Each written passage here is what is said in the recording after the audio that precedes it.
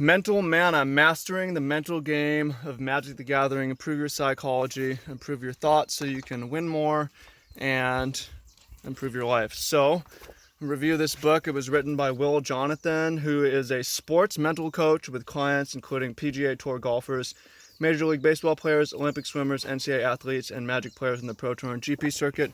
He also writes for Channel Fireball. So, welcome and much love. Trav here. We're going to go over this, and I'm going to add some personal anecdotes, but basically, the premise of this book is the X factor that will cause you to win as opposed to lose is your mental patterns, and especially the levers that you can control or the scripts that you repeat to yourself. So if you and I, we have the exact same deck, we have the exact same preparation, we have the same technical raw skill, and we have the same draws in a tournament, but you have a really pessimistic attitude, you're easily distracted, you have negative self-thought. Oh, what's up, baby? This is Petunia. Hey, Petunia. And then as opposed to me, I'm very focused, I pump myself up, I'm forgiving of my mistakes, I'm calm, and I'm more interested in how well I play. Then who do you think is going to do better? And this book argues that, well, the person with the better mental state is going to do better. And I mean, to sum it up, I think if there's only one thing that you take away from this book, although it's worth getting, it's $25 on Amazon, as opposed to my book is $50 on Amazon, although mine's full color. But $25 if you win one more match of a GP and you make day 2, or you win one more match and you make cash, then it's gonna be worth it for you. So I think it's worth it. But again, if there's one takeaway from this book, it's that you're in control of your thoughts, you're in control of your scripts that you say to yourself, and you should be aware of that. And if you control that, you control everything. Because, I mean, I'm not going to go into all the details, but to me, that's the big takeaway. If you look at the mindset cycle, the thing that you actually control is what you say. And it goes into lots of different details and examples of this. I'm going to try to find a lift script for this, and I'm going to give you some of my own. It says things like, you should have internal motivation, you should have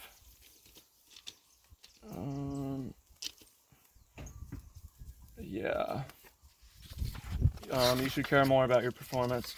So I'm going to go through some of Will's scripts and your mental thoughts that you should be thinking and repeating, and I'm going to give you some of my own that have helped me and some of my own personal anecdotes. So here's some confidence exercise. I'm ready for anything. I believe in myself and have absolute faith in my abilities. I'm able to handle whatever comes my way. I feel more powerful and capable every day. I'm transforming into someone who can achieve anything. I achieve whatever I set my mind to.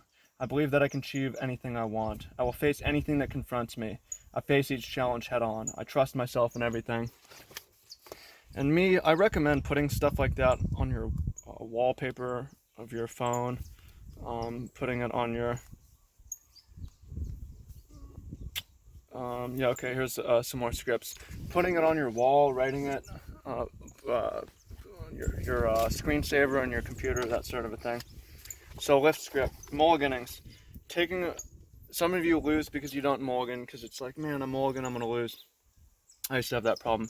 Taking a mulligan doesn't mean that I automatically lose. I'm going to enjoy the challenge of playing my best and competing in this game despite having to mulligan. Let's do this. Making a mistake. Everyone makes mistakes. It's not the end of the world. Just keep focusing on playing to my outs and playing as well as I can the rest of the game. It's not over till it's over. Losing a game. What's done is done. There's still 1 to 2 more games to go, and I can come back into this match. Just focus on playing my best Magic and take things one game at a time. Drawing poorly. I have no control over what cards I draw off the top. All I can do is play the cards I happen to draw to the best of my ability and make the best decisions I can with what I'm given. What's up, baby? Oh. Little sheeps. Opponent drawing well. I have no control over what cards my opponent draws. All I can do is play my cards to the best of my ability and make the best decisions I can against my opponent.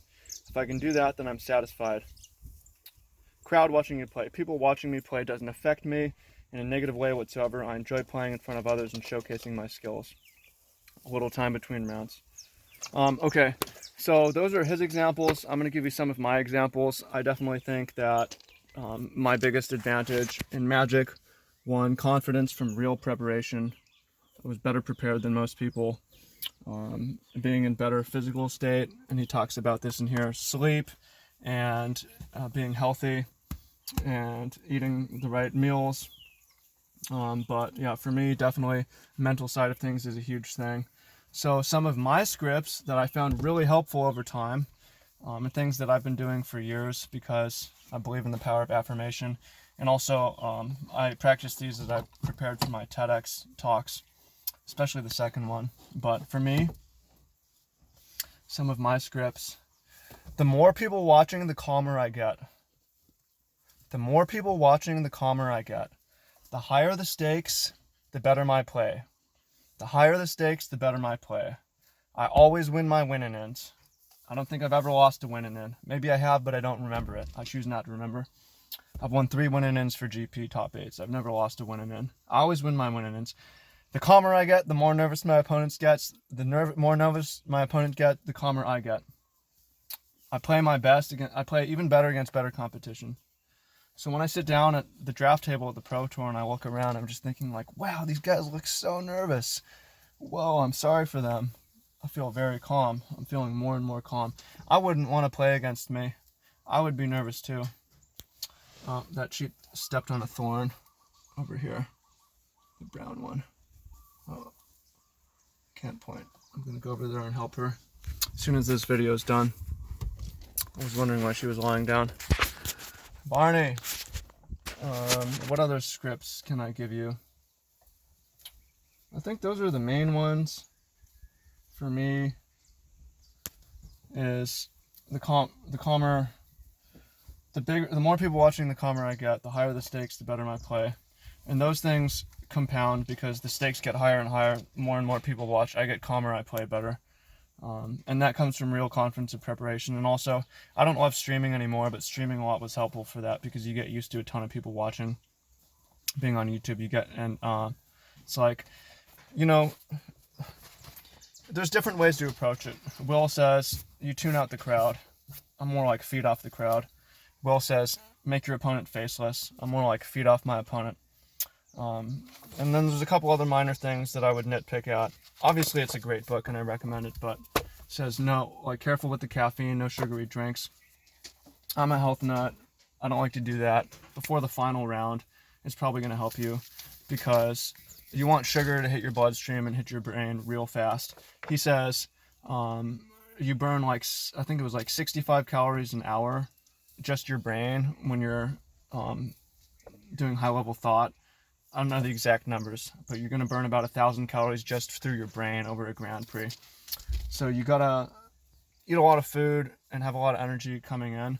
But like one of the things of healthy food is you don't get the payback for hours, if not days.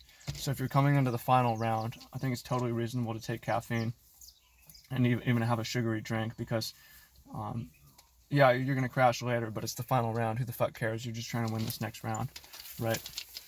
So yeah, I mean, there's a lot of other useful stuff in here, but if I'm making a review and I'm just trying to boil it down, then okay, your control of your thoughts, and those are going to control your behaviors, is going to control your outcome, and your control of the scripts that you consciously repeat to yourself, and you should be aware. And so those are some of the things that you can do, and I think it's good to write them down as well. Okay, $25 on Amazon. Get it in like a week or a couple days with Prime. And this is my book. I'm not going to review it, but just show you. My book's like $50, but it's also twice as thick and it's full of colors. It's all about 21 steps to build better decks and think better. And then also, if you're preparing for tournaments, I don't know Will's price to be his client. It's probably a lot because he's working with, you know, pro athletes. But we have a service too, and we help players with this sort of a thing. And it's affordable if you're a serious tournament player. It's called the MTG Mastermind. There's a link to that somewhere down below. It's at mtgtraining.com. You can apply. And yeah, let me know what you think. If you found this useful, and if you're getting the book because of me, go let Will know. Say, hey, I got the book because of Tibu. And thanks, Will, for writing a cool book. I'm sharing it with the guys inside our training group, and I'm gonna go help this sheep with their foot. So appreciate you. Talk to you soon, and have a wonderful time. I'll show you one more thing while you're here. Some of you are on my email list and I showed this to you, but I've got about 100 fruit trees in the ground now.